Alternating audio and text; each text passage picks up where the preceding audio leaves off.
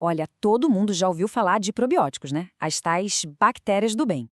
A promessa é incrível, melhorar o intestino, o humor, a imunidade, mas na prática a história é um pouco diferente. Muita gente usa esses suplementos do jeito totalmente errado e no fim das contas está só rasgando dinheiro.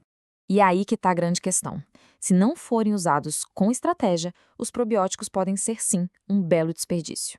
Por isso, a gente vai entender direitinho como fazer a coisa funcionar de verdade. Então, vamos lá. Basicamente, existem 3 erros gigantescos que a maioria das pessoas comete e que simplesmente cancelam todos os benefícios dos probióticos. E olha, o terceiro erro é de longe o mais comum. Então fica por aqui para descobrir qual é. Ok, vamos começar do começo. O que afinal é um probiótico? Bom, a definição oficial é essa que está na tela, mas traduzindo é bem simples. São micro-organismos vivos, as bactérias boas, que já moram no nosso intestino e ajudam a deixar tudo funcionando em harmonia. E para a gente nunca mais esquecer, vamos usar uma analogia. Pensa que o nosso intestino é um jardim e os probióticos, eles são as sementes que a gente planta para ter um jardim bonito, cheio de vida e saudável. Guarda essa imagem na cabeça porque ela vai ser bem útil. Certo. Vamos então para o primeiro erro, que é o mais básico de todos: escolher a cepa errada. Pois é, não adianta só comprar qualquer probiótico. Tem que ser o probiótico certo.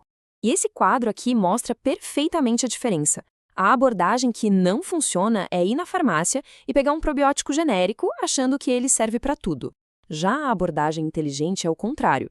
É escolher uma cepa, um tipo específico de bactéria, para um objetivo bem claro. É a diferença entre dar um tiro no escuro e usar um laser, sabe? E aqui ficam alguns exemplos práticos para a gente entender. Cada cepa é como um especialista com uma função diferente. Por exemplo, a Lactobacillus rhamnosus GG é ótima para ajudar em casos de diarreia.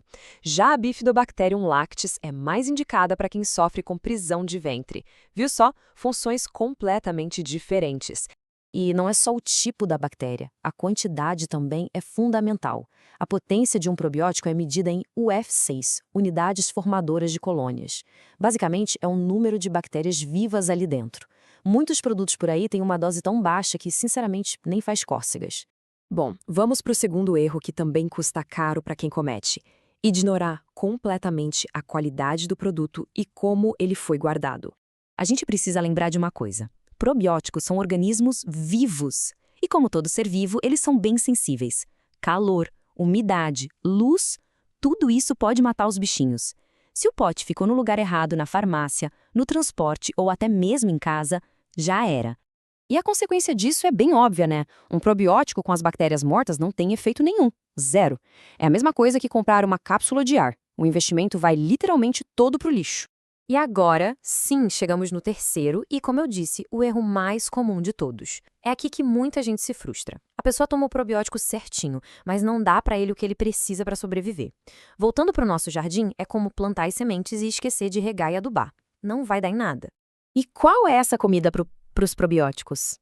Ela tem um nome. São os pré-bióticos.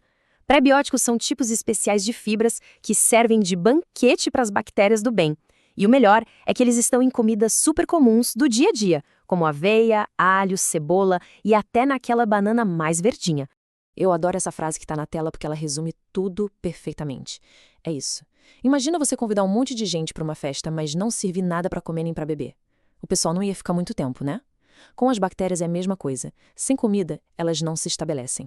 Então vamos voltar para a nossa metáfora do jardim para fechar o raciocínio. Olha como o ciclo funciona. Primeiro, a gente planta as sementes, que são os probióticos. Depois, a gente precisa regar e adubar a terra, que é o papel dos prebióticos. E só então a gente consegue colher os frutos, que são os benefícios para a saúde. Um passo depende totalmente do outro. Então, a pergunta que fica é: como a gente pode, de forma inteligente, cultivar esse nosso jardim interior? A estratégia, na verdade, é bem clara. A estratégia vencedora se resume a esses 3 pontos bem simples. Primeiro, escolher a cepa certa para o objetivo que se quer alcançar. Segundo, ficar de olho na qualidade do produto e como ele é guardado. E terceiro, e talvez o mais importante, alimentar as novas bactérias com muitos prebióticos na dieta. A gente precisa lembrar que aquela história de que o intestino é o nosso segundo cérebro não é nenhum exagero. O impacto dele na nossa saúde geral é gigantesco.